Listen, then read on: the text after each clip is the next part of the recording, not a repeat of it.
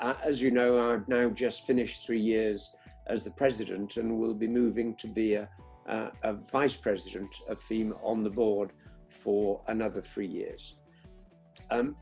When I started, FEAM was really quite small. The executive office had just really one person, the CEO, and that clearly needed to be built up. That was one of the first things. Also, the visibility of FEAM was there, but it had to be enhanced and made into something much stronger, and have people come to FEAM and say, look, we would like you to do this. So one of my major aims right at the beginning was to increase the visibility of FEAM, to increase the executive staff to a level that we could really do things in a positive way. I was very pleased to have the strong support of my old academy in London, the Academy of Medical Sciences, and where I was a vice president and in charge of the international work.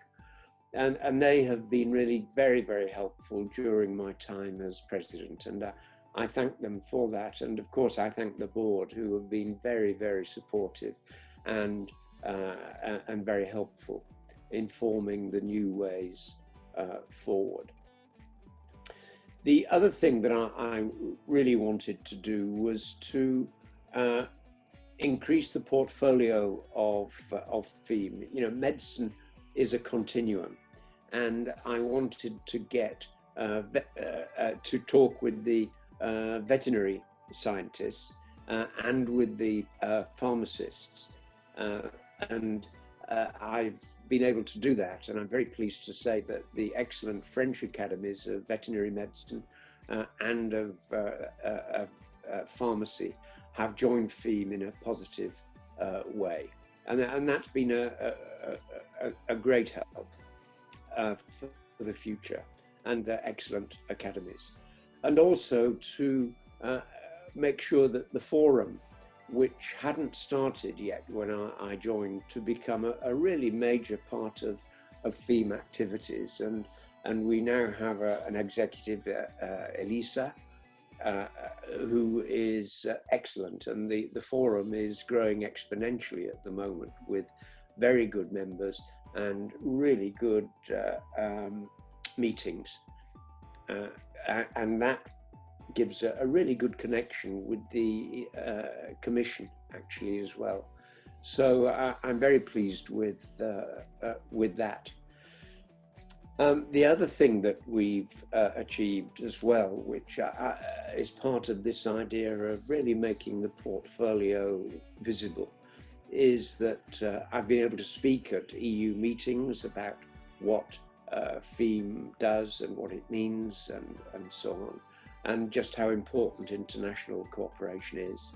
And Rosa in the policy office, in the policy part of the office, has been pivotal really in organising new grants through Periscope, health inequalities in the time of the pandemic, and that's been a really great achievement for FEAM. And we've become involved now in important advice on the ECDC, the European Centre for Communicable Disease Control, based in Stockholm, supporting them and hopefully seeing their expansion. And also with the Wellcome Trust, doing a report on HERA, the proposed group which will coordinate a pandemic response for the EU. So I think they're all markers of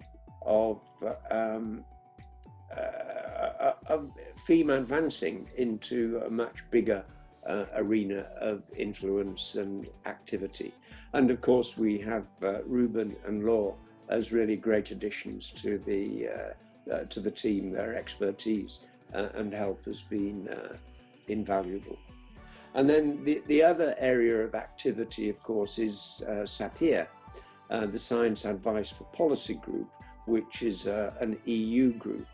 And as president of FEAM, I have represented FEAM on the board, and we were instrumental in organizing a really major report on transforming aging for this is for the EU, and we're now beginning a new endeavor on modernizing cancer screening using novel techniques with SAPIR and the group of chief scientists. So really all of those things have increased the visibility of FEAM. And we have some other medical groups, of course, who have joined us. I'm very pleased that the Israeli Academy of Medicine joined recently, and they're very active and very keen to participate in the things that FEAM does. Another thing which I valued perhaps more than anything is working with the executive staff, who I think are really excellent, and I regard them as friends as well as professional colleagues. But the other thing, and the other thing, of course, is meeting with academies who are in FEAM and visiting the headquarters and meeting their members. And that's a great privilege. And I really regard that perhaps as the thing I've enjoyed most, meeting and seeing that we all have common challenges and how to address those. So really, I think my time for just speaking now personally has been a great privilege. I've enjoyed it greatly, and I look forward to carrying on.